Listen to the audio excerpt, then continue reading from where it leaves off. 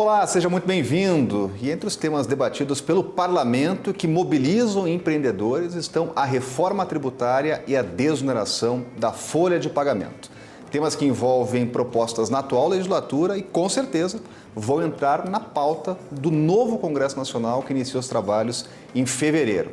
E para debater as propostas, recebemos hoje Joaquim Passarinho, deputado do PL, reeleito pelo Estado do Pará, membro da Frente do Empreendedorismo e presidente da Comissão Especial de uma das propostas da reforma tributária. Deputado, seja bem-vindo aqui ao canal Empreender. Muito obrigado pelo convite, estamos sempre à disposição. Deputado, esses são temas que já foram discutidos, inclusive, em outras legislaturas e com certeza estarão na pauta da próxima, começa em fevereiro. O senhor, como deputado reeleito, vai continuar nessas discussões. Eu pergunto ao senhor, deputado, para a gente iniciar a nossa conversa, por que hoje o trabalhador brasileiro tem um custo tão alto? É isso que nós temos que falar. Quando você começou a falar, talvez o tema mais relevante hoje para quem defende o empreendedorismo, para quem defende a geração de emprego, é desonerar a folha de pagamento. Hoje eu dou sempre um exemplo, se você tem um funcionário que, em tese, ele está ganhando 2.000, ele não ganha 2.000, ele ganha 1.800. E o patrão, que em vez de pagar 2.000, paga 4. Então é uma coisa fora de lógica. Você taxa, você cobra imposto de quem gera emprego.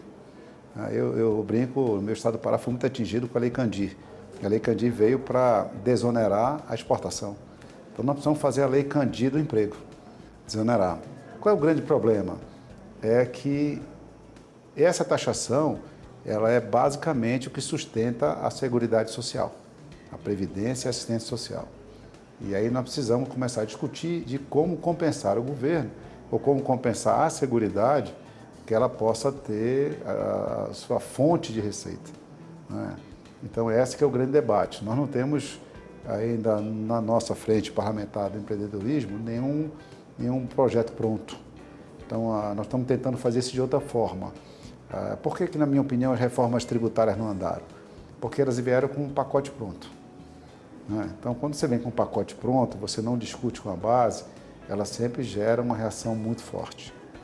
A nossa ideia é inverter isso, é começar discutindo com a sociedade, discutindo com quem emprega, discutindo com todos os setores, debatendo a tese da desoneração. Se isso for vencedor, se for um consenso de que nós precisamos desonerar a folha de pagamento, e eu acho que nós começamos a discutir a forma de compensação, né? E quando a gente fala em compensação, a gente fala muito em imposto digital, que seria um microimposto. Quando a gente fala em microimposto, nós temos que também pensar em colocar um teto nisso. Porque como a gente acha que isso vai ser uma grande fonte de arrecadação, vai ter uma tendência natural de governos tentarem se apropriar disso e colocar algum percentual ali para poder arrecadar mais. E aí ele vai deixar de ser microimposto. Então a ideia é que a gente possa trabalhar no microimposto, e quando nós falamos microimposto, depois da vírgula, 0, algo, tá? Da gente poder dotar a Previdência e a Assistência Social de uma fonte crescente de arrecadação e não decrescente como é hoje o que vem do emprego. Então a nossa preocupação é essa. Pode dizer, não temos números fechados, não temos projetos de lei pronto. Nós temos na PEC 7, que é a PEC do deputado Luiz Orleans de Bragança, a única que trata de desoneração. As outras todas são aglomerações, são simplificações do nosso sistema tributário, que a última pesquisa que eu vi, nós ficamos em 184 de 190 países pesquisados.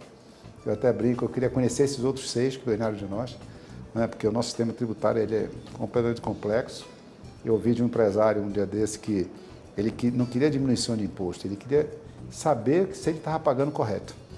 Então, toda a estrutura que ele tem de economia, de contadores, ele chega ao final do ano sem saber se ele fez o recolhimento correto e com medo de ser multado.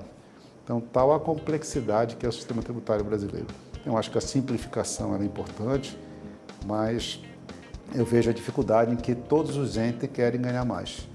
Os municípios merecem ganhar mais, porque não estão na ponta. Os estados precisam receber mais e a União não quer perder. Então, eu não vejo sucesso em uma reforma em que todos querem ganhar mais ou não perder e você não mexe na base ou na forma de arrecadação. Então nós temos que pensar numa mudança estrutural nisso, e quando se fala nisso eu não posso deixar de colocar a desoneração da folha como algo obrigatório de ser discutido em qualquer reforma tributária. Agora, deputado, a gente sabe que esse assunto ele é extremamente relevante, que é desonerar a folha, tornar o trabalhador mais barato para o empresário, gerar mais emprego dessa forma, mas quando se fala em imposto digital, obviamente vem na memória um estigma, que é o estigma da CPMF, um imposto criado que era para ser provisório, se tornou permanente, depois foi uma luta lá, ainda no governo Lula, para tirar o imposto, e foi uma das grandes derrotas do governo Lula no Congresso, tirar a CPMF. Qual é a diferença e como é que seria a lógica da compensação? Primeiro, nós temos que entender que o grande problema que nós estamos tendo, quando falamos sobre isso, é que as pessoas dão muito mais importância para a sigla que ficou estigmatizada, CPMF, do que pela desoneração da folha. Por isso que nós estamos discutindo a tese da desoneração. Se isso é uma vantagem, isso é algo que deve ser perseguido pelo Congresso, porque a sociedade pensa assim, e a sociedade tem que debater a maneira de se compensar e botar uma fonte para a Previdência Social e assistência. Uma das propostas é o microimposto, né? Ou imposto digital, ou o nome que se quiser dar. Eu só não quero falar em CPMF porque ela já está derrotada. Se nós começarmos por aí, nós não vamos chegar a lugar nenhum. Então, primeiro ela não é mais um imposto, ela é uma substituição de imposto. Tá? E quando nós falamos de substituição de imposto, qual a vantagem? Como o imposto digital hoje ele tem uma base de arrecadação, talvez a maior de todas, você consegue trabalhar com alíquotas bem baixas. Há um estudo que não foi colocado, de que com 0,38, se não me engano, que era a antiga CPMF, você conseguiria bancar toda a previdência e assistência social do país, não sobraria dinheiro. Né? Trabalhando isso no débito e crédito. Né? Então, qualquer movimentação financeira. O que é que nós temos que perguntar para a sociedade? Principalmente para quem emprega, para quem produz nesse país. Qual é o peso da folha de pagamento no teu dia a dia? Na dona de casa, qual é o peso do pagamento da folha de uma empregada doméstica? Você topa pagar 0,38, 0,3, 0,2 da sua movimentação e deixar de pagar esse imposto? Essa que é a pergunta que nós vamos precisar fazer. Será que não é muito mais simples? Outra pergunta que é bom fazer. Por que o assalariado é quem paga o aposentado desse país? O aposentado desse país, ele deve ser um ônus para todo brasileiro e não apenas para quem está no trabalho formal. Quem está no trabalho informal, por exemplo, não ajuda a pagar o aposentado. Não é? Então, só a carga acaba sendo grande para aquele trabalhador formal de carteira assinada e não para aquele que tem uma renda, porém não tem a carteira assinada. Então, a ideia é realmente que todo brasileiro, proporcionalmente, possa ajudar na Previdência. Por isso que nós estamos pensando, é uma ideia, volto a dizer, não há nada formalizado, né? Para que a gente possa buscar um entendimento e poder compensar com uma fonte crescente de arrecadação. Se nós não fizermos nada também, a previsão é daqui a 6, 7 anos, nós vamos ter que fazer uma nova reforma da Previdência, né?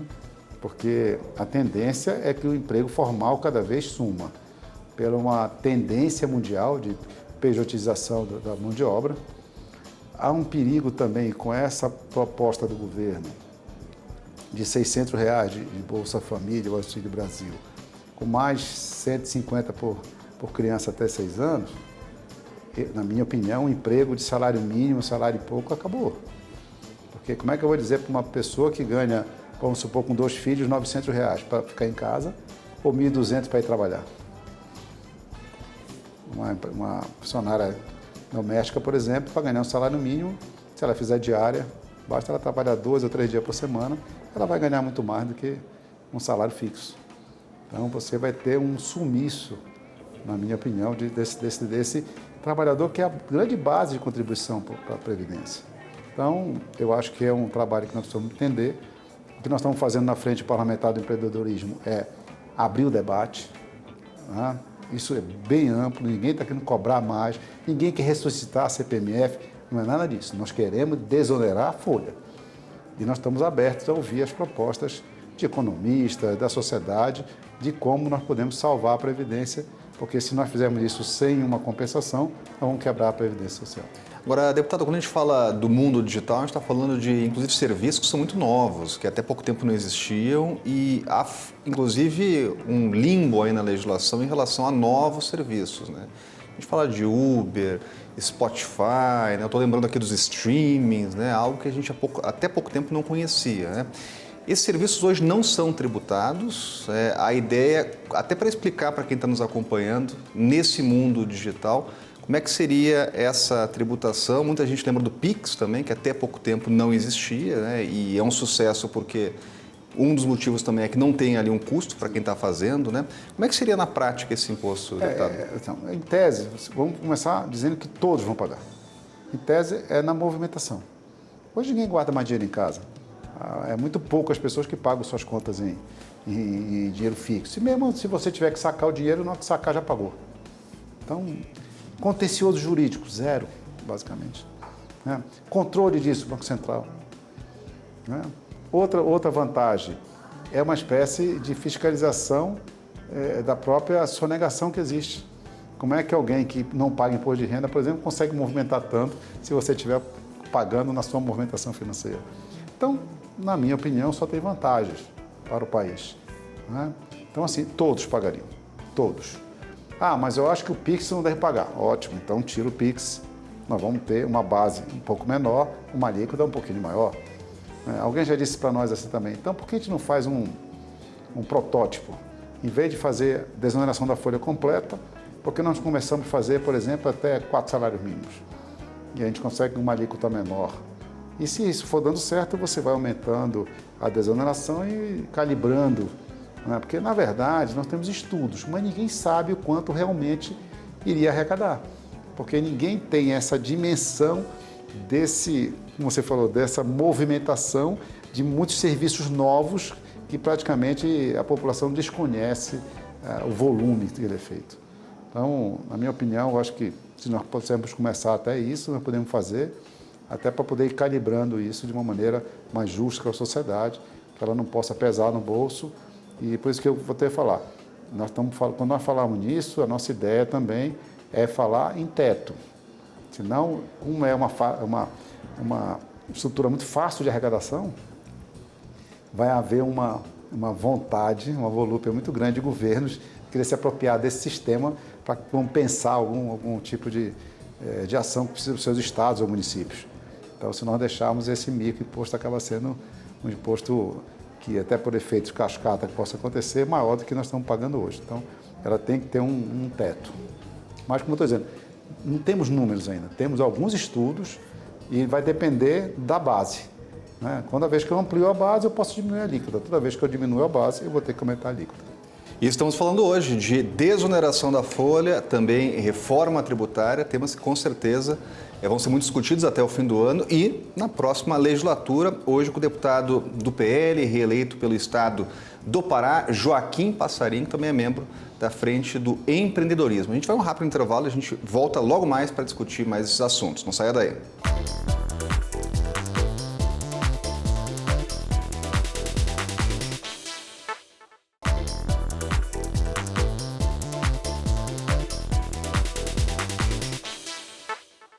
Voltamos com a entrevista, hoje recebendo o deputado Joaquim Passarinho, deputado do PL, reeleito pelo estado do Pará, membro da Frente do Empreendedorismo e também presidente de uma das comissões que discute a reforma tributária. Deputado, a gente no último bloco falava especificamente mais de forma aprofundada da desoneração da folha e é até importante lembrar para os nossos telespectadores que a desoneração da folha ela já passou algumas vezes no Congresso Nacional, apenas para alguns setores específicos, chamados setores que mais empregam, mas como políticas temporárias.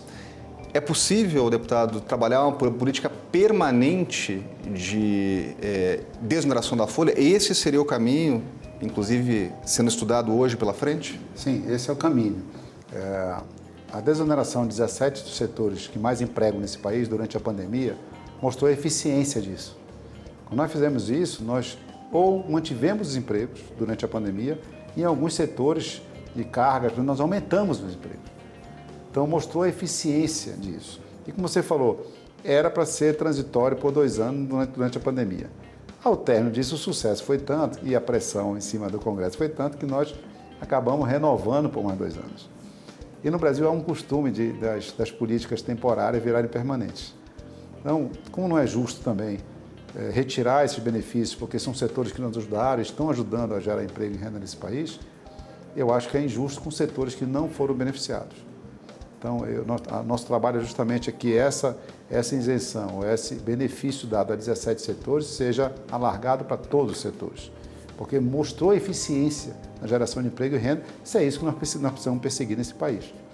E aí nós vamos ter que discutir seriamente, tá? Independente de posições políticas, de quem vai estar no governo ou não vai estar no governo, até porque nós estamos tratando da assistência social, da previdência social, da seguridade social. Nós precisamos falar de uma maneira correta, séria, aproveitando as 3, principalmente, projetos de reforma tributária que existem no Congresso, e mais essa da PEC 7 é a única que fala sobre desoneração. Se nós conseguirmos avançar neste caminho, eu acho que nós estamos dando um grande passo. E eu, com alguma experiência que nós temos na vida pública e na Câmara, no Congresso Nacional, eu já aprendi que nós não vamos conseguir nunca uma grande reforma de uma vez. Nós acabamos fazendo pequenas reformas a cada ano, a cada 2 anos. Isso aconteceu com a reforma política, com a reforma eleitoral, reforma trabalhista, elas sempre vão com pequenos passos, com pequenos avanços. Então, eu acho que nós vamos aproveitar esse início de mandato, juntar aí essas 3 PECs e ver o que a gente possa tirar. Mas eu não tenho como deixar de fora, em qualquer que seja elas, a gente incluir na reforma tributária a desoneração na folha. Por que eu falo isso? Porque necessariamente nós vamos ter que achar uma forma de financiar a Seguridade Social. Agora, deputado, falando na reforma tributária e nas perspectivas da próxima legislatura, nessas 3 propostas há um ponto de convergência aí que é atacar hoje a complexidade do nosso sistema tributário. Simplificar. Na sua avaliação, deputado, pela sua experiência, o que é possível fazer? Quantos impostos conseguimos extinguir, tentando unificar aí alguns tributos para deixar mais fácil, inclusive para o empresário que está nos acompanhando?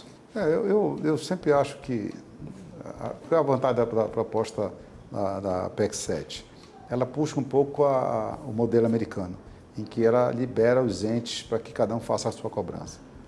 Eu acho que se nós tivéssemos um imposto federal, um imposto estadual, um imposto municipal, seria mais simples para todo mundo, você sabe para quem vai estar pagando, por mais que você possa ter até uma sobreposição, mas isso controlado, você simplificaria muito. O problema, eu volto a dizer, você não sabe nem o que paga. Você paga PIS, COFINS, está cheio de penduricalho aí no meio, que você nem sabe o que está pagando. Então, eu digo, se criou o simples para simplificar a vida de todo mundo. Aí você criou o E-Social para a dona de casa, poder ela mesma, não precisa de um contador, não precisa de nada, ela mesmo fazer. Eu não sei preencher aquilo. Esse E-Social, esse simples, não é simples. Imagina o complicado. Então, eu acho que a simplificação, bem claro, que você sabe quanto você está pagando de imposto, quanto você está pagando pelo bem, hoje você não sabe. Então, eu acho que são simplificações que nós precisamos buscar. Pode dizer, não é fácil. Se fosse fácil, já tinha sido feito. Eu só acho que nós estamos passando um ponto.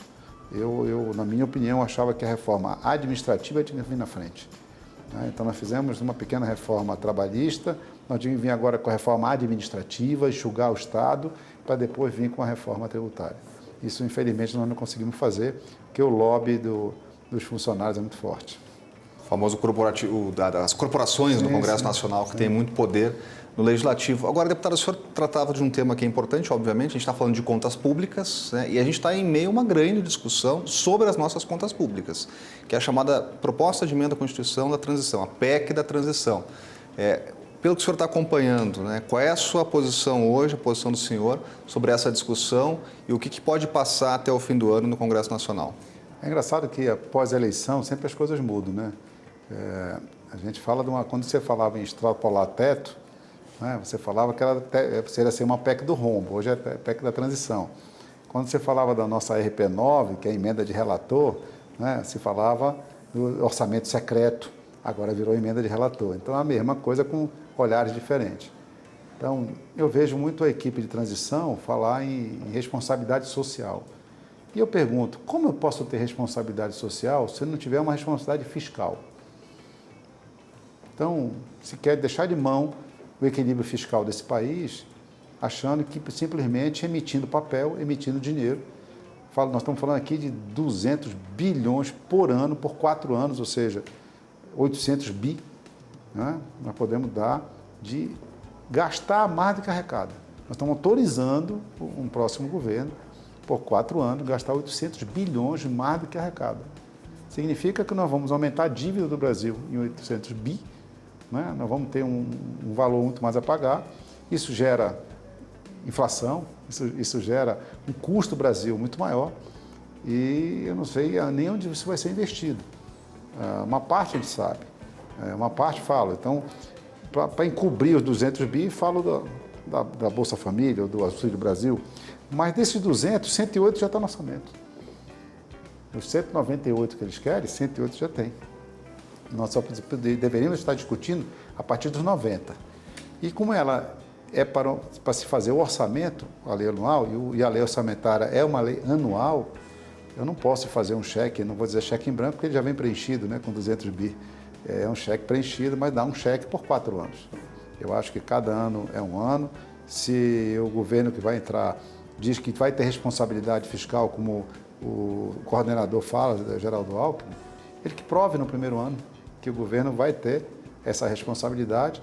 E, se precisar, no ano seguinte, solicite o Congresso. O Congresso não é insensível a essas coisas, principalmente a esse auxílio aos mais pobres.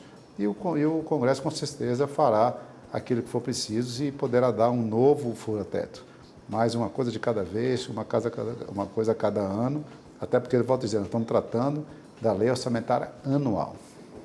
Agora, deputado, a gente falando do teto de gastos, e toda essa discussão é em função do teto de gastos, que foi criado lá no governo Temer, depois de uma grande crise econômica no Brasil, mas ele um instrumento que já perdeu muito a credibilidade em função de exceções que foram criadas. É possível pensar em uma alternativa de âncora fiscal na próxima legislatura, no Congresso Nacional? Eu acho que sim, não assim como estão falando.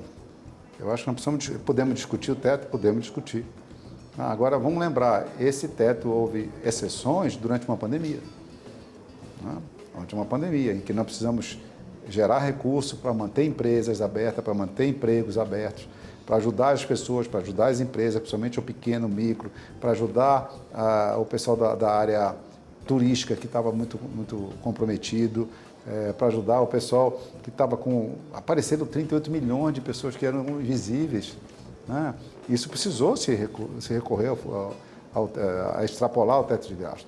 Mas não temos nenhuma crise passando no momento. A pandemia, apesar de ainda termos o Covid, mas a crise já passou.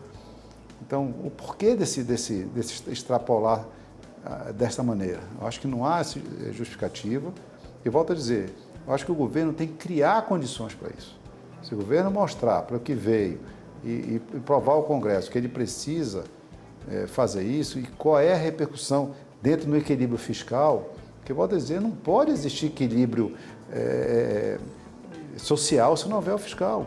O equilíbrio fiscal é que lhe dá condição de recurso para investir na área social. Simplesmente é muito fácil, senão dizer para o prefeito emite papel, para o governador emite papel. O meu estado do Pará aumentou agora, há pouco tempo, 2% a mais no ICMS, é um aumento de quase 12%. Por quê? Porque ele não pode emitir papel. Só quem emite papel, quem emite moeda é o governo federal. Mas é muito fácil administrar dizendo, eu tenho um orçamento, eu não consigo cumprir o orçamento, eu quero 200 bi a mais para poder fazer o que eu quero. A responsabilidade fiscal foi para o buraco. E eu acho que nós passamos 4 anos perseguindo esse equilíbrio fiscal e nós não podemos jogar isso fora. Agora, deputado, a gente sabe que pela frente tem muitos desafios. O senhor citou a reforma tributária, reforma administrativa, desoneração da folha de pagamento. Tem a ver também, a gente estava falando de contas públicas. No início da legislatura, quando os senhores forem empossados, qual será a prioridade, o senhor acredita, no novo Congresso Nacional? Olha, o Congresso vai acabar repercutindo aquelas vontades do novo governo, né? Mas nós pela frente, nós, por aqueles que defendemos o empreendedorismo, nós vamos trabalhar na desoneração da folha. Esse é um ponto básico, talvez seja o projeto mais importante que nós vamos caminhar. Volto a dizer, não temos um projeto para ser votado, não temos uma proposta concreta, porque a ideia é, primeiro, mostrar à sociedade, tirar esse receio da sociedade, que é engraçado, né? Quando você fala em mudança, há sempre um receio. principalmente quando é mudança tributária. Primeiro que pula a Receita Federal. É impressionante como a Receita e o CONFAS, através do Conselho do Fazendário dos Estados, eles são aversos a qualquer mudança na base tributária. Qualquer mudança. E eu não sei por que ter tanto medo. Quando você fala no Simples, por exemplo, toda vez que você falar no Simples, em que você precisa aumentar a faixa do Simples, pula o CONFAS e nós vamos ter perca de arrecadação.